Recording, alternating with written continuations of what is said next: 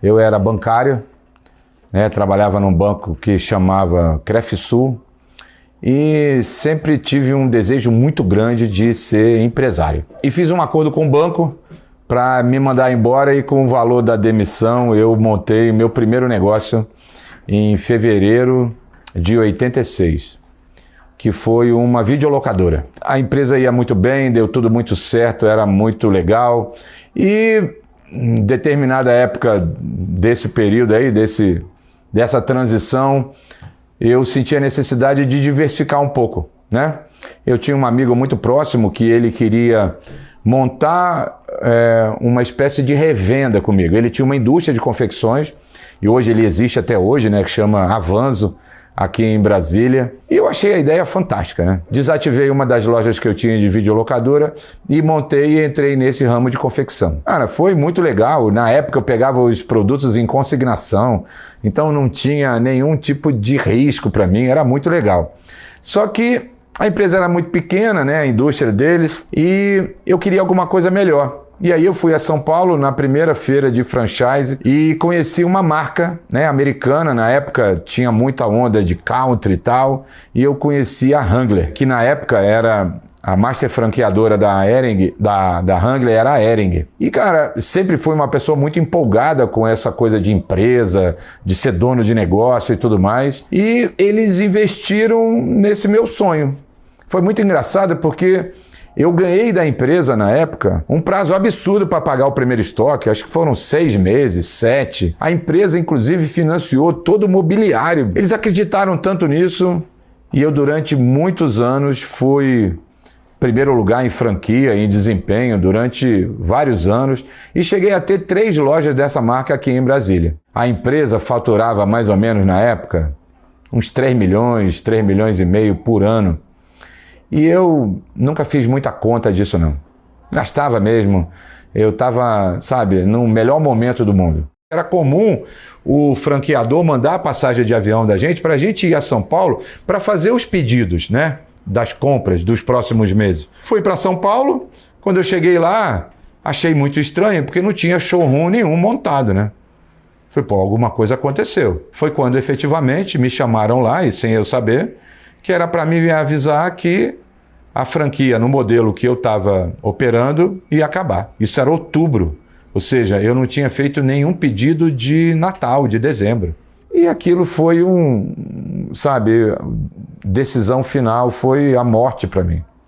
Porque eu tinha uma estrutura, eu tinha empresas, eu tinha funcionários. Como é que eu ia fazer isso em outubro, sabendo que dezembro estava lá? Como eu ia comprar produto se não ia ter entrega? Então aquilo para mim foi assim, eu me lembro uma coisa bem forte em mim, porque eu desci do prédio, né, e sentei no meio-fio, peguei o telefone, liguei para minha mulher e falei para ela, olha, ferrou, não sei mais o que fazer, porque a franquia acabou. E do outro lado, aqui em Brasília, a minha mulher desesperou, né? Chegando em Brasília, a gente foi entender, eu acho que a pancada era muito forte. Eu estava com a família pequena, né? Meu filho mais velho estava com 9 anos, perto de 9, 10 anos, e o mais novo com 7. Então eu estava naquela fase de gastar dinheiro com criança, de colégio, de muita despesa dentro de casa. Então, e de repente, naquele momento, tiraram o chão da minha vida. O que eu faço agora? Tudo foi baseado numa franquia. Não sabia o que fazer. Para falar a verdade, a única palavra que eu me lembro que frequentava a minha cabeça todo dia era desespero.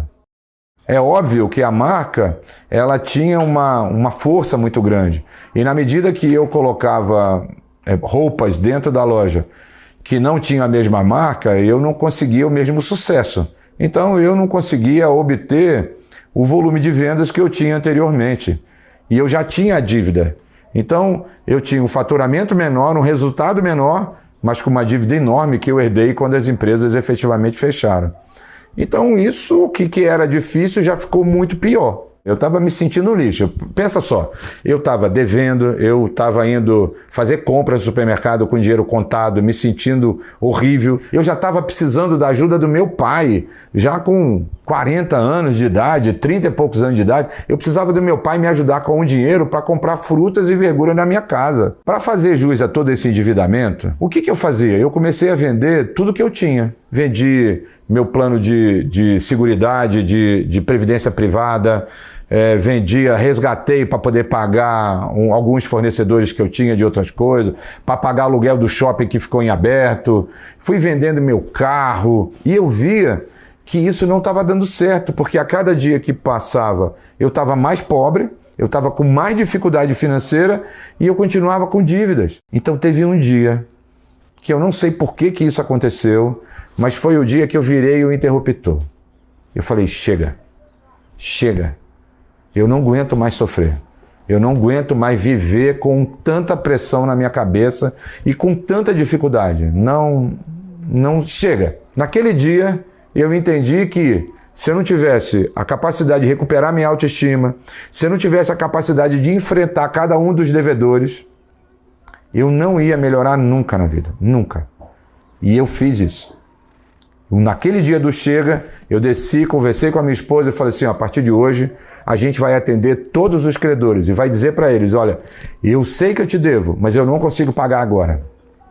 Peguei o telefone e liguei para cada um deles, um por um. Naquele momento, eu nem tinha nenhuma proposta a fazer, nada. Eu peguei o telefone e fui ligando para cada um dos credores, dizendo, olha, reconheço, você tem toda a razão, não é fácil, eu criei um problema sério para você, eu entendo isso, mas eu não tenho como te pagar agora. Estou desenhando uma estratégia, estou criando uma estratégia e em breve eu vou entrar em contato com você para poder renegociar essa dívida. Fui fazendo isso um por um. Cada fornecedor desse, com o banco, com fornecedor de roupa, com o aluguel do shopping, cada um deles eu fui negociando com paciência, com tolerância, porque eu sabia que eu tinha gerado também nesses clientes uma porção de problema, porque eu estava devendo muito dinheiro. Eu consegui, negociando muito bem com cada um deles, reduções de valores de 50% do valor da dívida. E isso me ajudou muito, como eu estava reduzindo minha despesa, me ajudou muito a ter uma sobra de caixa. E aí eu fui melhorando a minha vida, fui conseguindo honrar o pagamento de cada um dos fornecedores. Tinha resolvido 100%? Não, mas todo mês eu pagava um pedacinho para cada um dos credores. E isso me deixava muito tranquilo, muito satisfeito.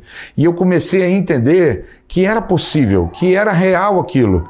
E a minha empresa voltou a crescer de novo, eu tinha tranquilidade para poder atender melhor meu cliente, a comprar mais, a gerenciar, não cometer os mesmos erros que eu tinha me levado a todo esse problema, sabe? E eu me lembro até de um caso muito emblemático, que eu participei de um encontro de empresários aqui em Brasília e eu me deparei com uma das pessoas que era meu credor. Que eu tinha negociado com ele, parcelamento da dívida e tudo.